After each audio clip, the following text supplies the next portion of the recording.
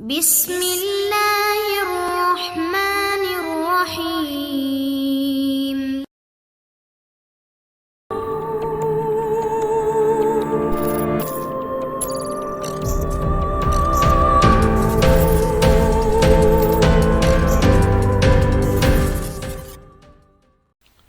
अस्सलाम वालेकुम दोस्तों।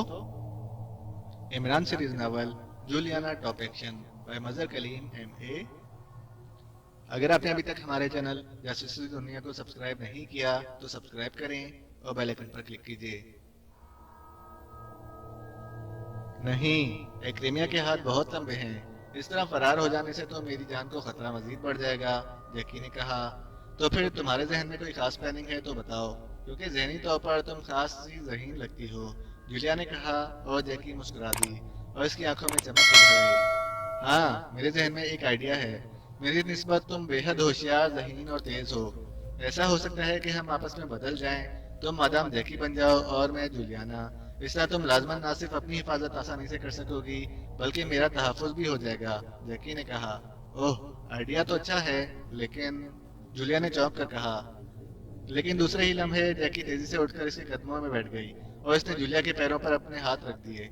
प्लीज मुझे बचा लो, किसी तरह भी। वो लोग यकीनन मुझे मार डालेंगे।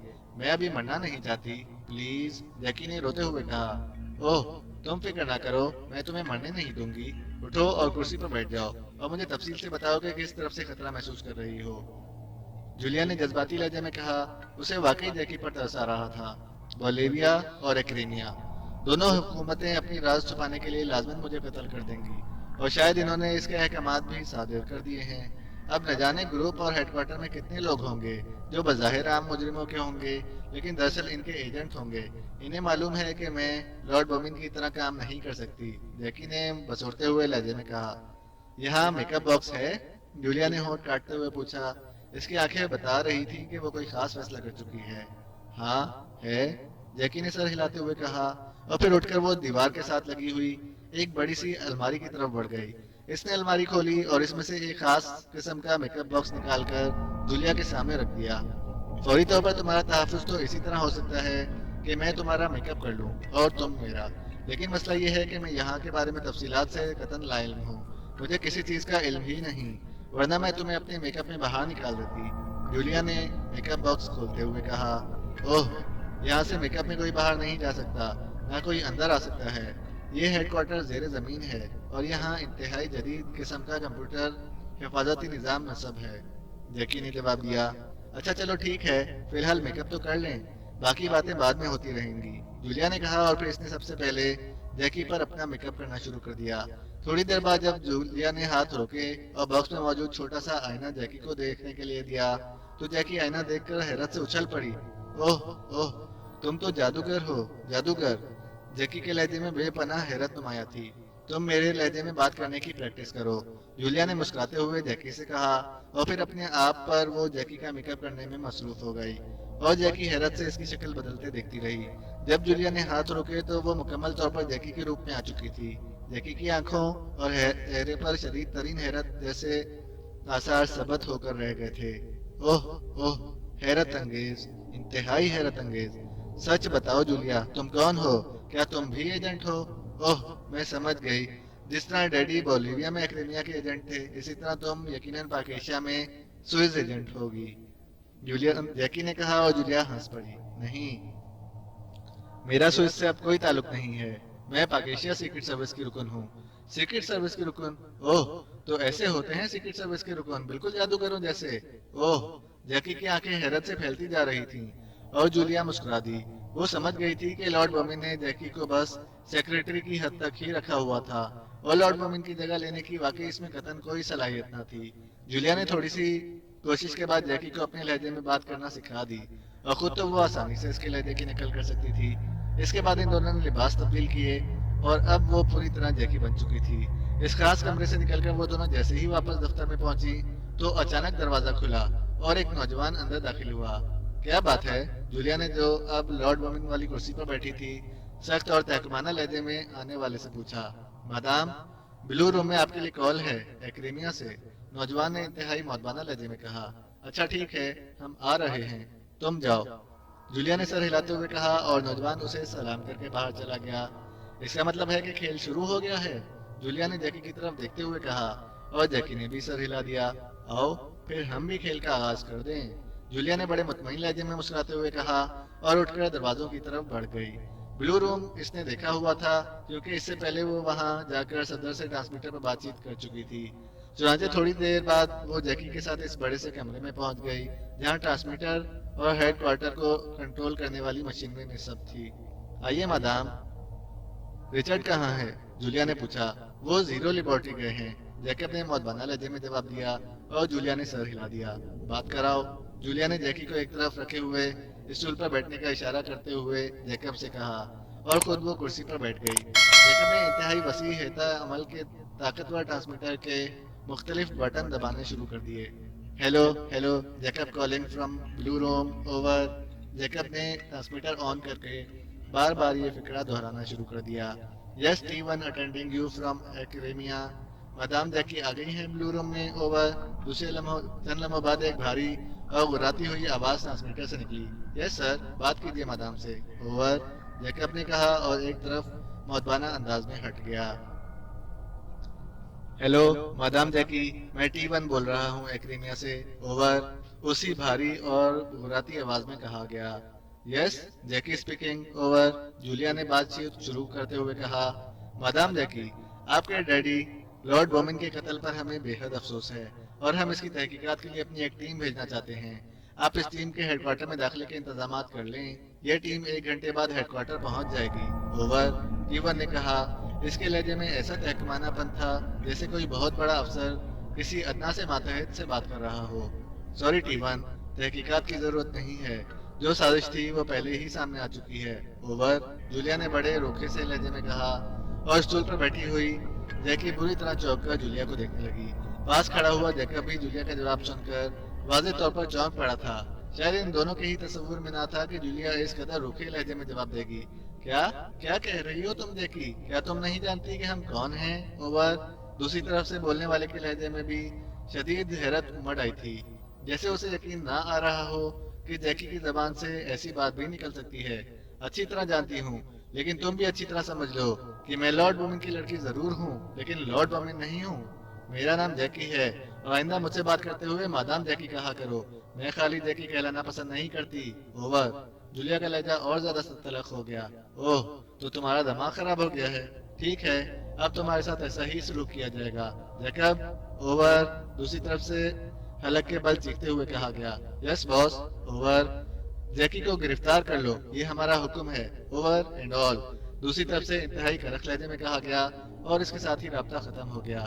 मुझे अफसोस है जैकी, अब तुम्हें मौत से कोई नहीं बचा सकता। तुम जानती हो कि हम सब एकेडेमिया के गुलाम हैं और लॉर्ड बोमिन और तुम सिर्फ डमी की हैसियत रखते हो।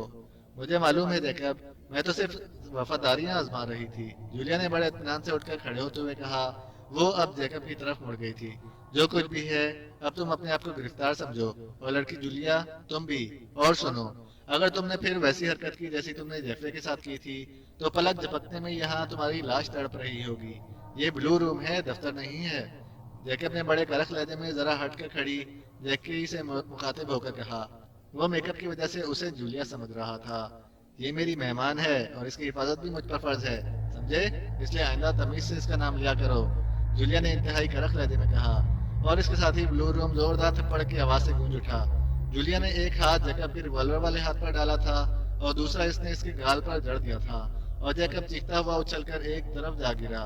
ब्लू रूम में मौजूद 4 अफराद जो मुख्तलिफ मशीनों के सामने खड़े थे, थप्पड़ की आवाज सुनकर यकलख उछलकर पीछे मुड़े और इन्होंने बिजली किसी तेजी से जेबों में हाथ डालना चाहे थे कि जूलिया ने ट्रिगर इंतहाई तेज रफ्तारी से दबाना शुरू कर दिया और रिवॉल्वर चलने से धमाकों की आवाजों से ब्लू रूम इंसानी चीखों से गूंज उठा और देखते ही देखते वो चारों अफराद फर्श पर गिरकर बुरी तरह तड़पने लगे।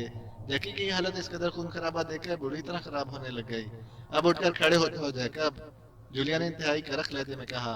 और जैकब जो यकलख्त गोलियां चलने के धमाकों और चीखों की वजह से बेहिस्सो हरकत हो गया था, एक झटके से खड़ा हो गया। बोलो, यहाँ एकेडेमिया के कौन कौन से गुलाम मौजूद हैं? जूलिया ने इसकी तरफ कदम बढ़ाते हुए कहा। सस सस सारा हेडक्वार्टर है, जैकब ने बुखलाए हुए लहजे में कहा। क्या रिचर्ड भी? जूलिया ने बुराते हुए पूछा।